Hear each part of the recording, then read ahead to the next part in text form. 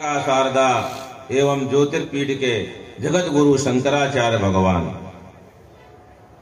हम वहां पर दर्शन करने के लिए गए पूज्य गुरु जी का। तो इतना विलक्षण एक मतलब इसी प्रकार का एक वहां संयोग समुपस्थित हुआ। स्वामी जी वृद्ध थे तो ऊपर उनको व्हील चेयर से घुमा रहे थे। हम स्वामी जी के साथ साथ में हम लोग को साथ चिंतन कर रहे थे, कुछ पूछ रहे थे। तो उसी समय कोई एक बालिका थी, उसने एक प्रश्न किया बड़े प्रसन्नता के साथ। तो स्वामी जी बोले, देखो अभी तुम्हारी अवस्था छोटी है, वह वकालत करती। छोटी मतलब है कि गुरु जी की दृष्टि में तो सभी छोटे थे। अब कोई छात्र हम लोगों से पढ़ा हो तो हम लोग यही 25-35 साल का हम बोलते बालक है, कितना ही बड़ा हो स्वाभाविक होता है। तो वो तो एडवोकेट रही, वकालत करती थी।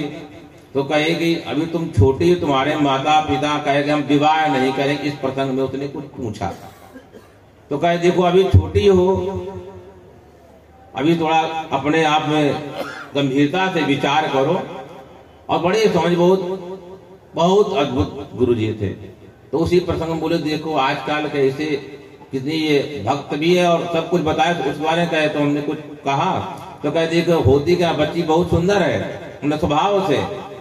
कभी कभी कोई ऐसा पुरुष मिल जाता है इसलिए घबराहट हो जाती है, इसलिए अभी अपना बोले आज बल पहले बढ़ाओ, नहीं बाद में अवस्था बीत जाएगी तो माता पिता को भी कष्ट होगा। और कहीं तुमको दिक्कत है पहले आज में बढ़ाओ। तो जब उसने एक प्रसन्न तो गुरु जी ने ये बात कही तो हमने उसी प्रसंग में कुछ चर्चा करते समय हमने कहा इसी बात है।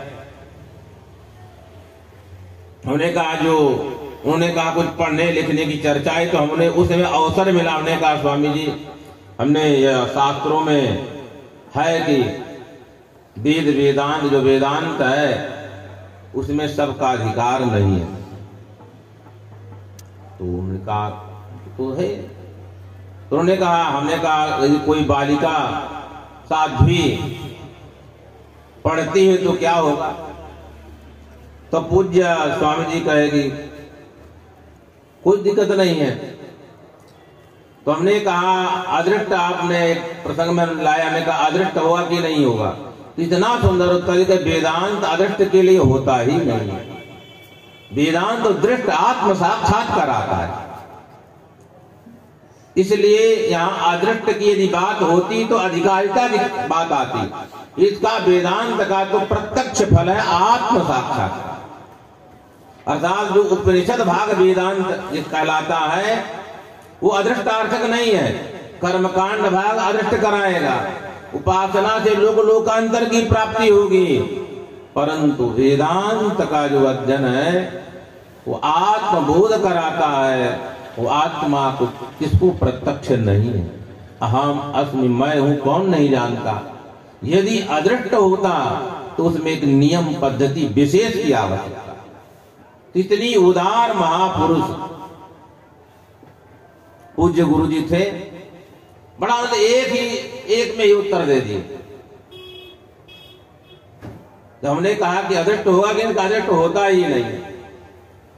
तो ऐसे जो महापुरुष जहां उनका 1-1.5 वर्ष पूर्व में पूज्य गुरु जी का 2 वर्ष पहले शरीर पूरा हुआ, वहां पर एक मन कामेश्वर मंदिर पूज्य गुरु जी के द्वारा वहां पर तपस्या की उन्होंने खोजी। वहां पर जब काम कामेश्वर भगवती, तो वहां काम कामेश्वर का स्वाभाविक वहां पर है। उस काम कामेश्वर में पूज्य गुरु जी के शिष्य अनिरुद्ध स्वरूप ब्रह्मचारी जी वहां पर पूजन पाठ करते हैं, वहां पर रहते हैं। बहुत आपको गुरु जी की कृपा है। और इनकी वजह से एक काशी में अमृतानंद स्वामी जी महाराज जी हैं। इन 2 लोगों की वजह से हमें भी खूब गुरु जी के अंतरंग शास्त्र का सानिध्य करने का अवसर प्राप्त हुआ। इस 95 वर्ष की अवस्था में वो 3-4 बजे बैठ करके साथ चिंतन करते थे, ये समाज ने आज तक नहीं जाना। या समाज बहुत विलक्षण है, महापुरुषों को नहीं जान पाता। समाज ने जाना कि वो राजनीति करे, कोई कुछ सोचता है, पर स्वामी जी उस अवसर को इन लोगों के माध्यम से हमें प्राप्त हुआ। तो लगता है कि जो महापुरुष होते हैं वो अत्यंत विलक्षण होते हैं, उनको समझना संभव है।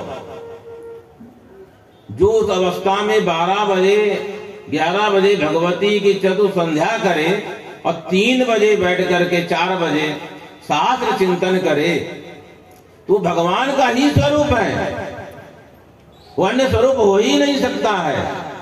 ये हम लोगों ने प्रत्यक्ष देखा है, सुना नहीं है, ये प्रत्यक्ष देखा है। तो ऐसे ऐसे जो महापुरुष जब होते हैं तब या भूभाग रक्षित होता है। हम प्राप्ति हुई, उन्हीं के वो अनुयायी थे और उनके जीवन में उनका वह संपूर्ण भगवती की दी हुई जो दीक्षा थी, समाहित थी, भगवती के रूप से ही थे, इतना चिंतन करते थे। ऐसे पूज्य जब गुरुजनों का आशीर्वाद होता है तब यह माघ महात्म्य श्रवण करने का और सुनने का सुअवसर प्राप्त होता है। अब माघ महात्म्य के बारे में महर्षि